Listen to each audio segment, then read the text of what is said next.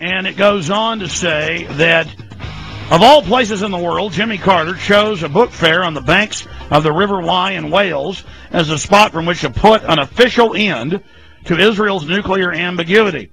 One cannot exaggerate the importance of the former American president's statement that Israel has 150 nuclear bombs. That's back when he was in office, they did.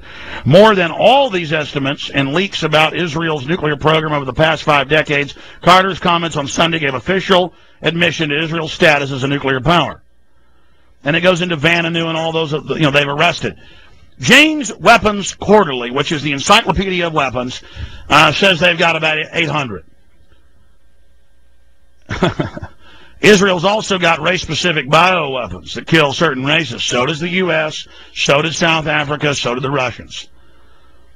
That's stuff that kills certain groups of people. And Dick Cheney wrote, in Rebuilding America's Defenses,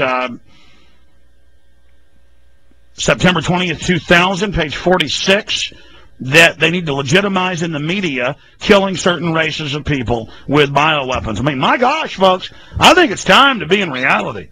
I didn't write that. The vice president did. And PNAC had their website up for 10 years. They just took it down last week and made news, but it's been cached by universities. That is saved. Heaven help us, folks. You know, I just covered the news here on this show. And that guy said, how do you know? How do you prove it? Why are you talking about something that's classified? Like, I'm lying, hey, they've got weapons. Or like, if he says I'm not allowed to say they have them, it doesn't.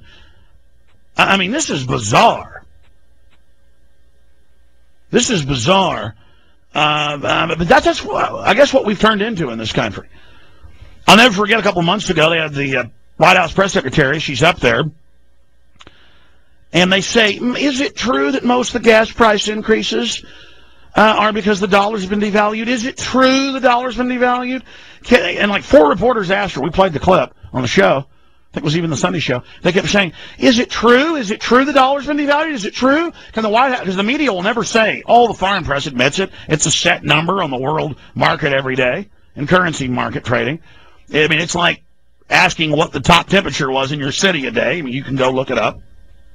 It's like asking the temperature that ice freezes. It's like asking,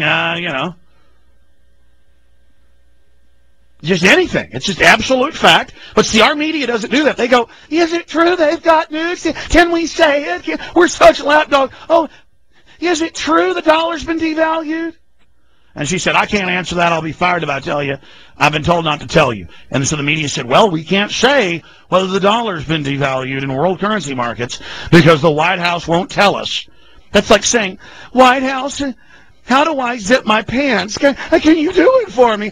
Is this a zipper?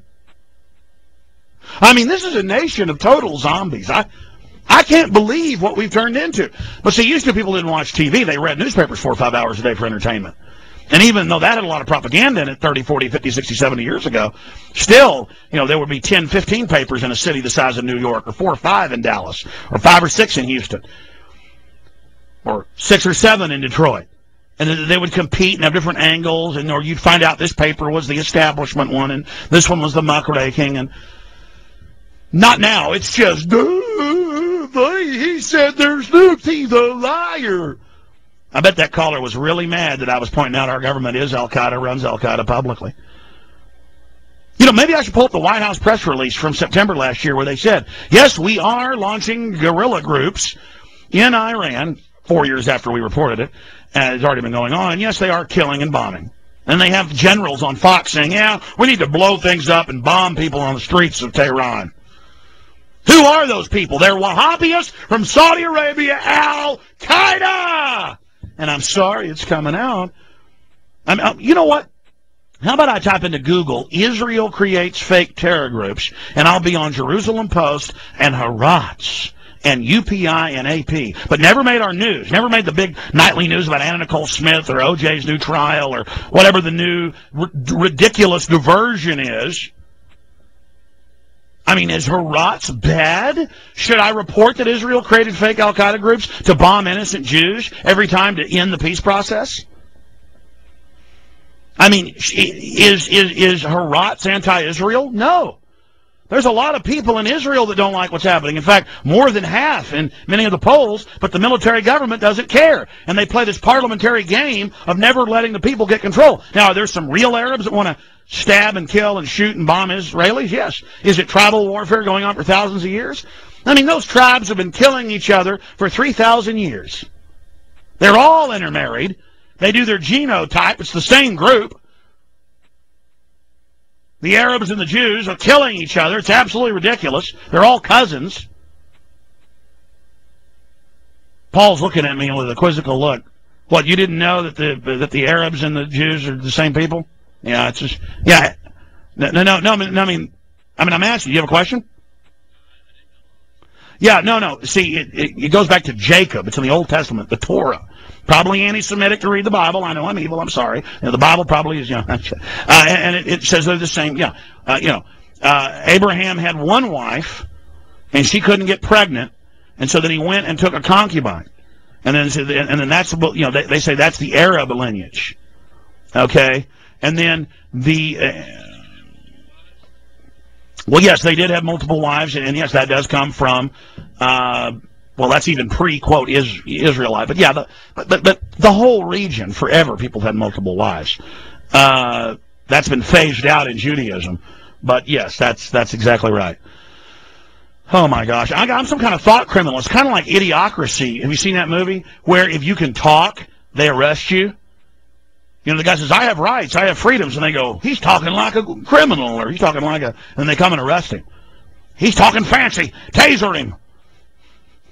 He knows how to Google and read Harat saying Israel fakes terror attacks. Oh my gosh, he doesn't like Israel. I'm not allowed to read out of Harat. I'm bad because I don't want endless war and killing. You see, because I am for humanity. I want every African child to not be shot up with AIDS virus-laden vaccines and die, which they admit they've done. I want every Jewish child, whether they're Roman Jews or Ashkenazi, I don't care. I want everybody, whether they're German, whether they're from the Sudetenland or whether they're Alsatian.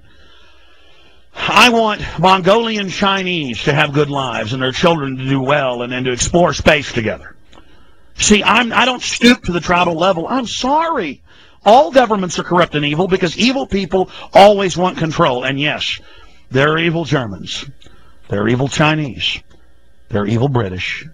There are evil Jews. But if you say with some people that Israel ever did wrong or ever did anything bad, even though their last couple of prime ministers had to step down because of bribery, well, ours do that too. The ADL says you're a Hitler lover. And I'm sorry, I'm not the Simon Wiesenthal Center and the ADL that have given awards to Arnold Alo Schwarzenegger, who gave out Hitler records, Heil Hitler in front of people. Rolling Stone reported, said he admired Hitler and wanted to be a dictator, and wears Nazi belt buckles on the cover of Time magazine. And I frankly don't appreciate the fact that I've protested him and that I've protested the Klan and other groups, and that you have given a Nazi an award. I think that is something you need to explain. Very shameful.